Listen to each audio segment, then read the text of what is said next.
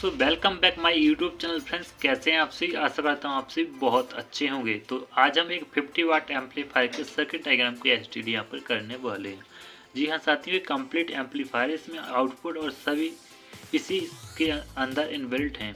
तो यदि आप पीसीबी इसकी डिज़ाइन करेंगे तो आप इस प्रकार से करेंगे कि इसमें जो आउटपुट स्टेज के ट्रांजिस्टर हैं वो भी यहाँ पर लगे होंगे।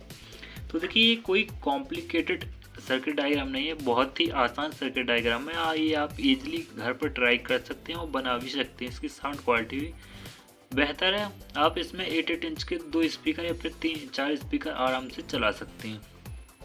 तो चलिए वीडियो को शुरू करते हैं। और अभी तक आपने इस चैनल को सब्सक्राइब नहीं किया है तो सब्सक्राइब जरूर से जरूर कर लीजिएगा। तो काफ़ी सारे सब्सक्राइबर के कमेंट थे कि सर ये सर्किट डायग्राम आप देते हैं जो DIY होते हैं, जिसे हम खुद बना सकते हैं, तो इनके लिए हम पीसीबी कैसे बनाएं। तो यहाँ पर मैं रिकमेंडेशन दूंगा आपको, यानी सलाह दूंगा आपको, एडवाइस दूंगा कि आप यहाँ पर जो पीसीबी आती है जिसमें हॉल होते हैं, आप उस पीसीबी का यहाँ पर यूज करके इस प्रकार के सर्किट डायग्राम को डिजाइन कर सकते हैं। यहाँ पर आपको प्रिंट वाली पीसीबी की आवश्यकता नहीं है। आप इजीली जो पीसीबी आती है उससे भी इसे सर्किट को बना सकते हैं। आपको यहाँ पर कोई भी डिफ़ॉल्ट देखने को नहीं मिलेगा। तो चलिए वीडियो को सबसे पहले हमें इस पॉइंट पर अपना इनपुट सिग्नल देना होता है। यहाँ पर हमें अपना इनपुट सिग्नल देना होता है। जो भी हमारे यहाँ पर ऑडियो सिग्नल होता है वो हम इन दोनों पॉइंटों पर देते हैं। तो देखिए ये GND है, ये नीचे वाला, ये वाला और ये वाला हमारे यहाँ पर हमें इनपुट सिग्नल देना होता है। तो यहाँ पर सबसे पहले जो इनपुट सिग्नल जाता है वो कैपेसिटर में जाता है। कैपेसिटर का काम क्या होता है कि ये DC वोल्टेज को यहाँ पर कैंसिल करता है और AC को यहाँ पर जाने देता है। यानी AC जो हमारा सिग्नल होता है वो AC फॉर्म में होता है, उसे वो जाने देता है। इस कैपेसिटर की वैल्यू की बात करें तो आप यहाँ पर 4.7 माइक्रोफैराड का कैपेसिटर यहाँ पर लगा सकते हैं। चाहे तो आप यहाँ पर 10 माइक्रोफैराड के बीच में जो भी आपको कैपेसिटर मिल जाए वो आप यहाँ पर लगा सकते हैं। वोल्टेज की बात करें तो आप यहाँ पर 50 वोल्ट का कैपेसिटर लगा सकते हैं। इसके बाद हमारा यहाँ पर जैसे ही इस कैपेसिटर में वोल्ट सिग्नल जाता है उसके बाद हमारे इस ट्रांजिस्टर की बेस पे आ जाता है। और ये ट्रांजिस्टर हमारे यहाँ पर कॉमन ट्रांजिस्टर है जिसका नंबर यहाँ पर BC, ये ट्रांजिस्टर हमारे यहाँ पर BC 557 है, या 58 भी लगा सकते हैं, जो कि हमारा यहाँ पर PNP ट्रांजिस्टर होने वाला है। ये ट्रांजिस्टर भी सेम उसी वैल्यू का है, BC 557। आप चाहें तो यहाँ पर BC 558 या फिर A1015 ट्रांजिस्टर भी आप यहाँ पर लगा सकते हैं।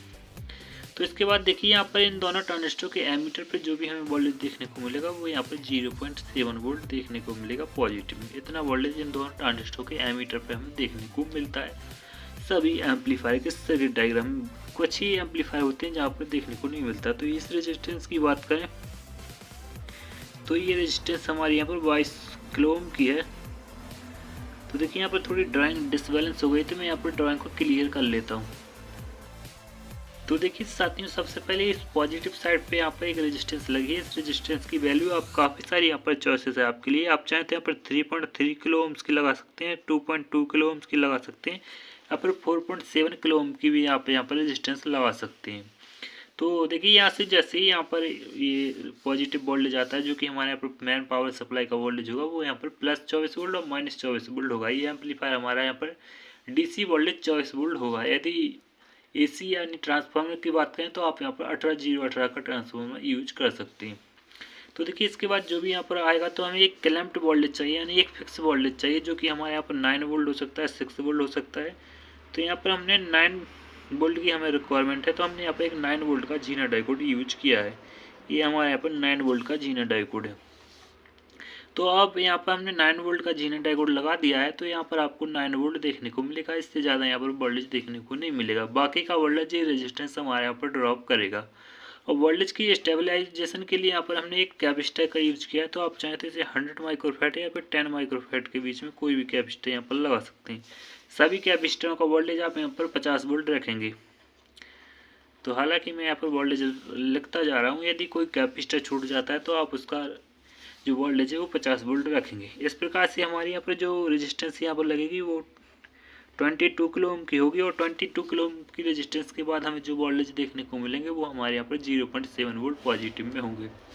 इसके बाद देखिए यहाँ पर एक रेजिस्टेंस लगती है जो इस ट्रांजिस्टर के कलेक्टर पर लगती है, वो हमारे यहाँ पर 4.7 माइक्रोफैराड की है, सॉरी 7 किलो ओम्स की है, 4.7 किलो ओम्स की। तो यहाँ पर आपको क्लियर नहीं नज़र आ रहा होगा, तो मैं यहाँ पर इसका नंबर लिख देता हूँ।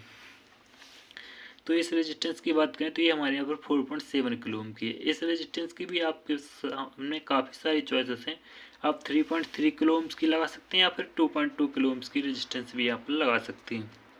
इसके बाद आप देख पा रहे हैं कि ये ट्रांजिस्टर इसकी बेस को, यानी इस ट्रांजिस्टर को वर्क करने के लिए इसकी बेस पर कुछ वोल्टेज होने चाहिए। तो यहाँ पर एक GND के साथ रेजिस्टेंस लगी हुई है, तो इस रेजिस्टेंस की हमारी वैल्यू वो है 220 किलो ओम की रेजिस्टेंस की वैल्यू होगी।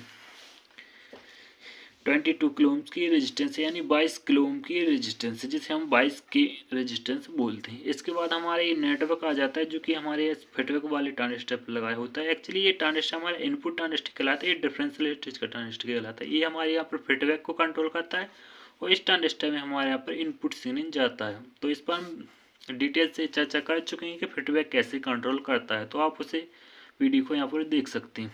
तो ये हमारे यहाँ पे जो नेटवर्क है वो हमारे यहाँ पर 1 किलो ओम्स की रेजिस्टेंस लगी हुई है। कैपेसिटर की बात करें तो ये 100 माइक्रोफैराड का हमारे यहाँ पर कैपेसिटर है। इसके बाद हमारे यहाँ पर देखिए एक ट्रांजिस्टर लगाया गया है, जो कि हमारे यहाँ पर ट्रांजिस्टर है। ये ट्रांजिस्टर हमारा यहाँ पर NPN ट्रांजिस्टर, इसका नंबर TIP41C है। आप चाहें तो यहाँ पर C2030-2073 ट्रांजिस्टर भी लगा सकते हैं। ये ट्रांजिस्टर हमारे यहाँ पर लग चुका है। ये रेजिस्टेंस की बात करें तो ये हमारे यहाँ पर 10 ओम की है, और वाट की बात करें तो ये रेजिस्टेंस हमारे यहाँ पर 1 वाट की होगी। और देखिए यहाँ पर ये जो हमारे यहाँ पर बायसिंग वोल्टेज होता है उसके लिए यहाँ पर 2 डाइकोडों का यूज किया गया है। ये डाइकोड हमारे यहाँ पर 4007 हैं, दोनों ही डाइकोड हमारे यहाँ पर 4007 हैं। तो ये दोनों डाइकोड जब वोल्टेज को ड्रॉप करते हैं तो हमें यहाँ पर 0.7 वोल्ट नेगेटिव में, यहाँ पर 0.7 वोल्ट पॉजिटिव में देखने को मिल जाती हैं। और इसके बाद हमारे यहाँ पर जो रेजिस्टेंस लगी है बायसिंग के लिए, ये बायसिंग रेजिस्टेंस कहलाती है। ये रेजिस्टेंस हमारी यहाँ पर 2.2 किलो ओम की यहाँ पर लगी हुई है और 2.2 किलो ओम की यहाँ पर लगी हुई है। और ये कैपेसिटर की बात करें तो देखिए साथियों, बूस्ट कैपेसिटर होता है। या क्या करता है कि जब भी हमारे यहाँ पर बायसिंग वोल्टेज ड्रॉप होते हैं तो ये कैपेसिटर हमारे बायसिंग वोल्टेज को मैनेज करता है, जिससे कि हमारे यहाँ पर साउंड क्वालिटी ख़राब नहीं होती। तो ये 100 माइक्रोफैराड का कैपेसिटर होगा। वोल्टेज आप 50 वोल्ट रखेंगे। तो घबराइएगा मत, इसकी PDF फाइल आपको वीडियो को डिस्क्रिप्शन में देखने को मिल जाएगी। तो कोई कंपोनेंट की वैल्यू यदि आपको यहाँ पर समझ में नहीं आ रही होगी तो वहाँ पर तो कुछ सुधार करके PDF फाइल में मैं अपलोड कर देता हूँ। तो देखिए ये फीडबैक रेजिस्टेंस है। ये फीडबैक रेजिस्टेंस भी हमारे यहाँ पर 220 किलो ओम की रेजिस्टेंस से बनाया गया है, एंड 22 किलो ओम की रेजिस्टेंस यहाँ पर यूज की गई है, जिसे हम 22 के रेजिस्टेंस के नाम से जानते हैं। इसके बाद हमारे जो यहाँ पर आउटपुट ट्रांजिस्टर लगाए गए हैं, ये हमारे यहाँ पर आप चाहें तो यहाँ पर NPN और PNP कोई भी यहाँ पर आउटपुट ट्रांजिस्टर लगा सकते हैं, जैसे कि 5200 हो गया, 3055 हो गया, 3773 हो गया, यानी जो उसके पेयर आते हैं 1943 और 5200, जो 3055 और 1955 के नाम से आते हैं उनके पेयर। यहाँ पर PNP लगेगा, यहाँ पर NPN। तो यहाँ पर मैं एक अदर ट्रांजिस्टर का यूज कर रहा हूँ, जिसका नंबर यहाँ पर TIP41 है, TIP142 है ही। और ये हमारे यहाँ पर TIP147 है। तो अब आपको यहाँ पर जो वाट देखने को मिलेगा, यानी आउटपुट पावर देखने को मिलेगा, वो यहाँ से देखने इस पॉइंट के साथ देखने को मिलेगा। तो देखिए यहाँ पर जो एमीटर रेजिस्टेंस लगी हुई है वो हमारे यहाँ पर 0.55 ओम की यहाँ पर लगी हुई है, जो कि हमारी यहाँ पर 5 वाट की होगी। ये भी हमारी सेम वैल्यू की रेजिस्टेंस है, जो कि हमारे यहाँ पर 5 वाट की रेजिस्टेंस होगी। और ये हमारे यहाँ पर 104 का कैपेसिटर है, जिसे हम जुगल नेटवर्क बोलते हैं। और ये हमारे यहाँ पर 10 ओम का रेजिस्टेंस है, जो कि यहाँ पर 1 वाट का होगा। तो देखिए इससे कम वाट का लगाते हैं तो जलने की प्रॉब्लम आती है, तो आप यहाँ पर 1 वाट का रेजिस्टेंस ही यूज करेंगे। देखिए यहाँ पर जितने भी रेजिस्टेंस यूज किए गए हैं वो सभी यहाँ पर 1/4 वाट की रेजिस्टेंस हैं, और जिस रेजिस्टेंस की मैंने वहाँ पर वाट लिखी है वो उतने वाट की रेजिस्टेंस होगी। तो नो डाउट नो कन्फ्यूजिंग, आपको इस सर्किट डायग्राम में कोई भी कन्फ्यूजिंग नहीं होगी। यदि कोई कन्फ्यूजिंग रहती है तो कमेंट बॉक्स खाली कमेंट कीजिएगा, मैं आपको वहाँ पर रिप्लाई देने की कोशिश करूँगा। इसके बाद ये सर्किट कंप्लीट होता है, आपको यहाँ पर 4 ओम का लोड आप यहाँ पर डाल सकते हैं। आप चाहें तो यहाँ पर 8 ओम का लोड भी डाल सकते हैं, लेकिन 8 ओम में आपको थोड़ा कम आउटपुट पावर देखने को मिलेगा। हालांकि यदि आप यहाँ पर एक हैवी हीट सिंक लगाकर 2 ओम का लोड डाल दें तो आपको यहाँ पर और अच्छा आउटपुट पावर देखने को मिलेगा, लेकिन हीटिंग की प्रॉब्लम आपको यहाँ पर देखने को मिलने लगेगी। तो आशा करता हूँ आपको वीडियो पसंद आया हो, तो इस वीडियो को लाइक कर दीजिएगा, चैनल को सब्सक्राइब जरूर से जरूर कर लीजिएगा, और वीडियो पसंद नहीं आते तो इस वीडियो को डिसलाइक कर दीजिएगा। तो मिलते हैं नेक्स्ट वीडियो में, जब तक के लिए जय हिंद, वंदे मातरम।